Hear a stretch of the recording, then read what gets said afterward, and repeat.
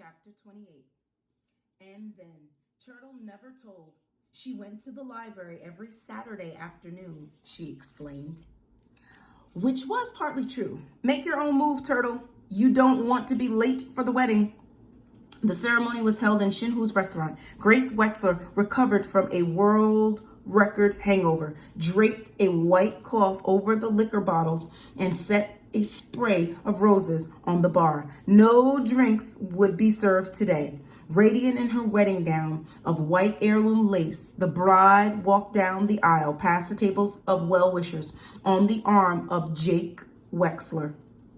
Mr. Hu, the best man, beamed with pride at her light footsteps as he supported the knock-kneed nervous groom. A fine red line of a scar marked Angela's cheek, but she looked content and lovely as ever in her pale blue bridesmaid's gown. The other bridesmaid wore pink and yellow with matching crutches. The guests cried during the wedding and laughed during the reception. Flora Bombeck smiled and cried at the same time. You did a good job altering the wedding dress, Baba, Turtle said, which made the dressmaker cry even harder. A toast to the bride and groom, Jake announced, raising his glass of ginger ale, to Crow and Otis Amber. The heirs of Uncle Sam Westing clinked glasses with the members of the Good Salvation Soup Kitchen, sobered up for this happy occasion, to Crow and Otis Amber. Apartment 4D was bare. For the last time, Judge Ford stared out the side window to the cliff where the Westing house once stood. She would never solve the Westing puzzle. Perhaps it was just as well. Her debt would finally be repaid with interest. The money she received from the sale of her share of Sunset Towers would pay for the education of another youngster, just as Sam Westing had paid for hers. Hi, Judge. I came to say goodbye, Chris said, wheeling himself through the door. Oh, hello, Chris. That was nice of you, but why aren't you studying? Where's your tutor? She looked at the binoculars hanging from his neck. You haven't been bird watching again, have you? There will be plenty of time for birds later. First, you must catch up on your studies if you want to get into a good school. Good heavens, she was beginning to sound like Mr. Hu. Will you come see me? Chris asked. It gets sort of lonely with Theo away at college. The judge gave him one of her rare smiles. He was a bright youngster, real smart, Sandy had said. He had a good future. Sandy had said that too. He needed her influence and the extra money, but she might smother him with her demands.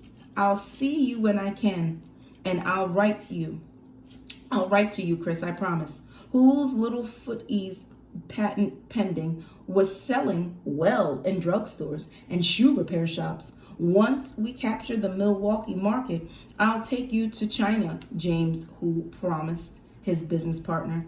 Okay, Madam Hu replied, totting up accounts on her abacus. No hurry. She had many friends in Sunset Towers now. And no more cooking, no more tight dresses slid up her thigh. Her husband had bought her a nice pantsuit to wear when they called on customers. And for her birthday, Doug had even given her one of his medals to wear around her neck. The secretary to the president of Sausages was back on the job, her ankle mended. Sidel Pulaski had discarded her crutches. She had all the attention she could handle without them. After all, she was an heiress now. It wasn't polite to ask how much, but everyone knew Sam Westing had millions. Of course, she could retire to Florida, she said, but what would poor Mr. Schultz do without her? And then, one unforgettable Friday, Mr. Schultz himself took her to lunch. Jake Wexler had given up his private practice, both private practices. Now that he had been appointed consultant to the governor's inquiry panel for a state lottery, thanks to the recommendation by Judge Ford, Grace was proud of him, and his daughters were doing well. In fact, Everything was just fine. Everything was fine, just fine. Who's on first was a great success. Grace Wexler, the new owner, offered free meals to the sports figures who came to town, and everyone wanted to eat where the athletes ate. The restaurant's one windowless wall was covered with autographed photographs of Brewers, Packers, the Bucks. Grace straightened the framed pictures of a smiling champion signed to Grace W. Wexler, who serves the #1 food in town, Doug Who.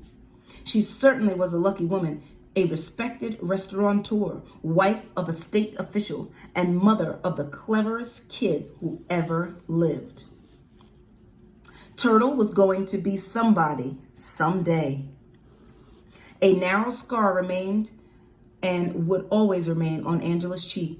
It was slightly raised, and she had developed a habit of running her fingers along it as she pored over her books.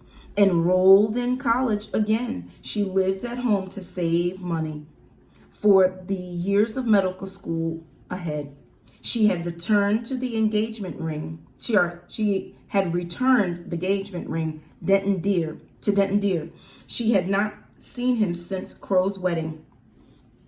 Ed Plum had stopped calling after 10 refusals. Angela had neither the time nor the desire for a social life. What with studying, her weekly shopping date with Sidell, and Sundays spent helping Crow and Otis in the soup kitchen. Study, study, study, Turtle said.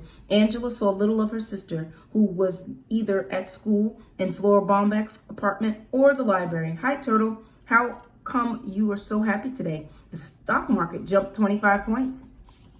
The newlyweds Crow and Otis Amber moved into the apartment above the Good Salvation soup kitchen. The storefront mission had been renovated and expanded with money from the inheritance. Grace Wexler had supervised the decorations. Copper pots hung from the ceiling. The pews were padded with flowered cushions and fitted with hymn book pockets and their drop leaf trays. There was meat in the soup and fresh bread every day.